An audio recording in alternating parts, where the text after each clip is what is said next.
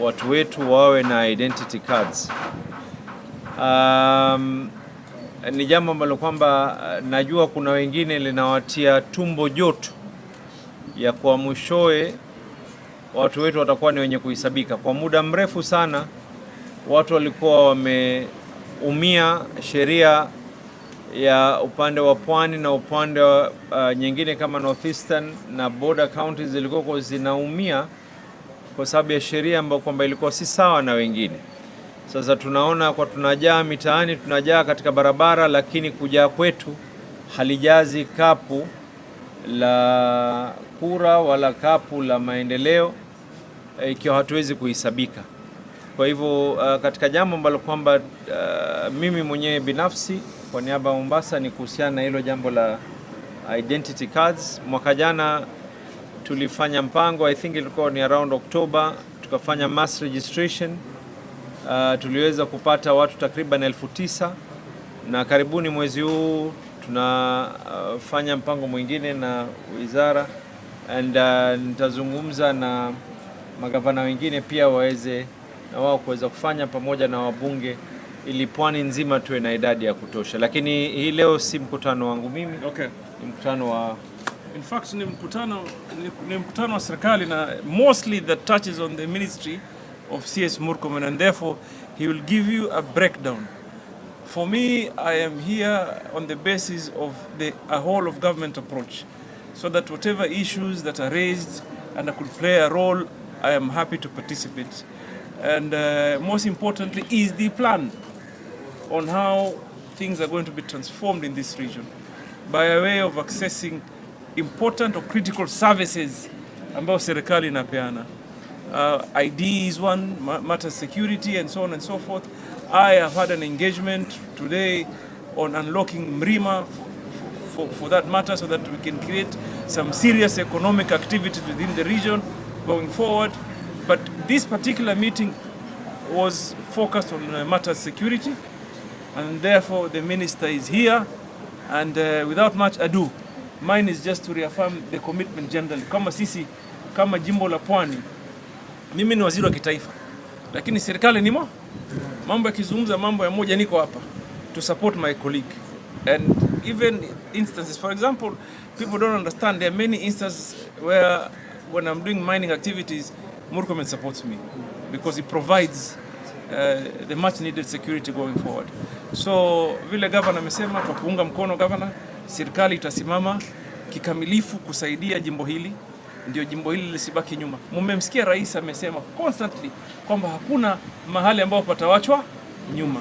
So you coming together as elected leadership in the region is very critical, so that you can be able to ile agenda muitengeneze, you can be able to shape up what needs to be discussed going forward in matters development, matters participation, and the future plans going forward. So without much ado, really, I want to invite my brother to just give a breakdown of what we have done. Thank you very much, Honorable CS Joho, the Governor, the leadership of members of Parliament from Coast. This afternoon, we have had a meeting with over 30 members of Parliament from the 6 counties in Coast region. Our meeting was centered around matters of national security and administration. Of the first focus, our first focus was on security. As you know, we were here last year for Jukwaa la Usalama in April, and we had a discussion about a number of issues that touch on the security, especially on gangs, particularly juvenile gangs, including matters that touch on panga boys and all these other juvenile gangs.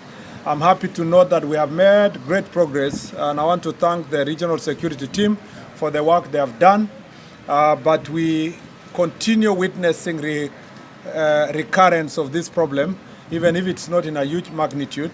And our discussion was around how best we are going to ensure that these young people, once they are reformed, once they have been arrested and they have been disciplined, we find ways of reforming them and engaging them in other activities. The proposal of the leadership of this region is that we need to have a Kazi sort of climate works program, or Kazi Mtaani sort of a program that will ensure that they are engaged, and also a program to support them to go to technical colleges so that they can be able to live a different life. We know that part of the reasons why they are engaged in this behavior is that some of them also, there is a combination between criminal gangs and the question of drugs and alcohol abuse. Let me say also that first on the juvenile gangs, I want to say that we have made significant progress. We want to partner with the leaders to find ways of making sure that we eliminate this problem completely. Number two, we discussed issues of drugs and alcohol abuse. And I must say that again, this is an area that there has been a consistent crackdown. You know that recently in the high seas there was drugs that were synthetic drugs that were nabbed, worth about 8 billion. We have also done the same for cannabis, a lot of which comes from our border with Uganda through the northern corridor. And some of those problems which are here is because of porous borders in other parts of the country. And I must say that a lot of work is going on. And because the president has declared that this is the year that we must work to eliminate the problem of drugs in the country, I have shared the strategies with the leaders, some of which, as the governor said, we are not going to discuss openly here. But our focus is to deal with those who are engaged in commercial, dealing with drugs in commercial quantities, and also dealing with high drugs like heroin, cocaine, and other synthetic drugs. Our effort is to ensure that our work is to ensure that we eliminate, arrest the main traffickers, the transporters, and as the president announced, we are going to go also not just for the drugs or not for arresting them, we'll go for their properties and to make sure that those properties are sold and the resources are used to build rehabilitation centers. His Excellency the President also asked counties to provide land to ensure that we help them build rehabilitation centers, and the county government of Mombasa and other counties in this region are in the process of delivering that piece of land for His Excellency the President to instruct the relevant agencies to help us construct rehabilitation centers so that those who are rescued from this scourge are actually taken through rehabilitation to come back to live their lives. The third issue we dealt with was the question of getting services closer to the people. In this subject, there are a number of sub-counties, divisions and sub-locations that were gazetted that are yet to be operationalized. We've done barely 15 in the old region locations, about 30 sub-locations, less than 10, about 5 divisions, and about also another 3 sub-counties. There are another 2 sub-counties we are going to operationalize immediately, and the rest of the divisions and the sub-locations will be shared based on principle of equity, depending on the kind of budget we get in this financial year, especially in the next supplementary budget, based on the proposals we had already made during Jukwaa la Usalama session. In this quest to get also services closer to the people, we have, as a ministry, we have agreed that all the sub-counties must have offices for civil registration so that the birth and death certificates can be gotten or can be given to the people closer. There's been a paradox where IDs are closer than the birth certificate, yet the birth certificate involve very young people. So we want to make sure that all the sub-counties will have an office to start with for civil registration. On the part of registration of persons, which is National Registration Bureau, which deals with identity cards, there are nearly 500,000 people in Coast Region who are of adult age and do not have IDs. We have agreed also with these leaders that we will deploy our live capture machines, and these live capture machines are going to be used to facilitate registration, and we have asked the leaders here to work with us, with the national administration, to make sure that those people who require to be registered are registered. It's not about only, voting. People think about registration and ID based on elections only, but remember that these people cannot get affordable housing. There is no proper planning for both county and national government. They cannot get share services, and this is a challenge. It's also a challenge for border counties where persons married from across the border have not gotten IDs and they're aging, they have become widows, their children cannot inherit. And that issue, we have agreed on a mechanism where the Immigration Office is going to visit Kwale, Taita Taveta, and the other border counties to make sure that those communities that have persons who are yet to be registered and yet married to Kenya, even if they came from other countries, are facilitated to get the necessary documentation and sort out this problem that people are facing. I must say that it's our duty to help the people get accounted for and to get government services, notwithstanding the fact that they come from vast counties like Tana River, among others. We have a process of deploying mobile registration kits, and we are going to work with the leaders and the chiefs to make sure that this is achieved. Other than that, I must say that I have requested the leaders here, we work together to end this issue of gangs and goons. Will require leaders to join hands with the security sector to make sure that we make our region safe. I must admit that, and all of you can agree, that despite the challenges we have, our country is more safer than ever before, and we are working very hard to make sure that safety and security is guaranteed for every citizen because they are constitutional right.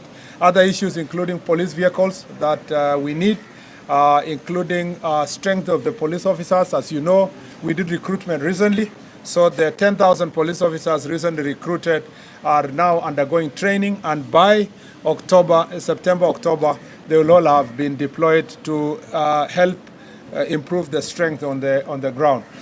In the meantime, we have agreed that we need to do rationalization so that the areas that do not have adequate officers are deployed, and women officers should be at least there must be a woman officer in every police station to help deal with gender issues and give confidence to women who want to share their frustrations or report cases, particularly when it is gender-based violence, among others. I think this is a summary of what we discussed, Honorable Joe. We have agreed that as leaders we are going to work together. As CS Joho has said, we are working together as a team, and the principle of collective responsibility apply to all of us. It doesn't matter if I was here or not. Any cabinet secretary who would have been here would have had to address also issues that affect the government of Kenya, because we have a responsibility to assist His Excellency the President to make sure that every part of Kenya is covered. Thank you very much. Asante sana. Well, I'll take 3 questions only. So I'll start with you. My name is Tobias Church from KTN. I just wanted to comment on a viral video. The one for Nandi. I've heard you. Okay. Yes.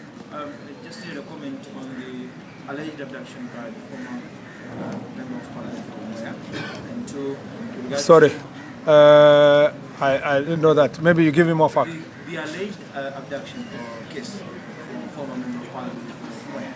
Moya. Yes. Okay. Uh-huh. I'm going for some clarification. Who knows anything about that? My question would be perhaps what's your take on the demolition exercise which took place in Nairobi linked to Kiambu government? Perhaps Kenyans saw a lot of police there. What can you say about that? Anyway, you guys are in Coast. You should be asking Coast questions. now I'm being asked. No, sorry. I'm being asked. Sorry.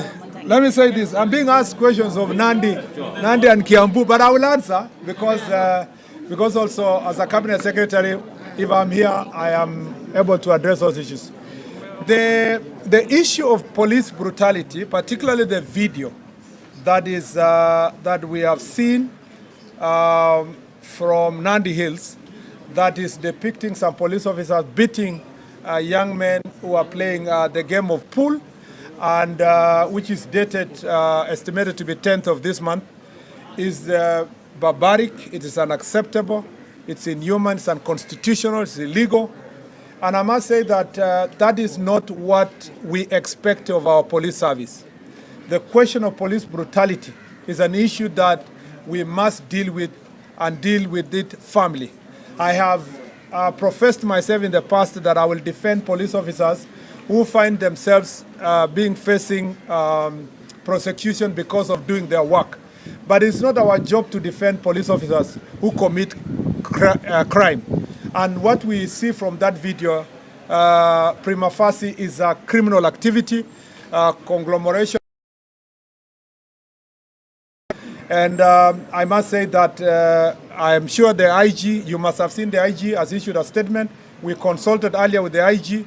The IG has already deployed the internal unit team. The IPOA has also deployed a team to go and carry out investigations. Those officers who will be found to have committed that act will be arrested, they will be charged, and I can assure you that they will also lose their jobs if they are found to be guilty.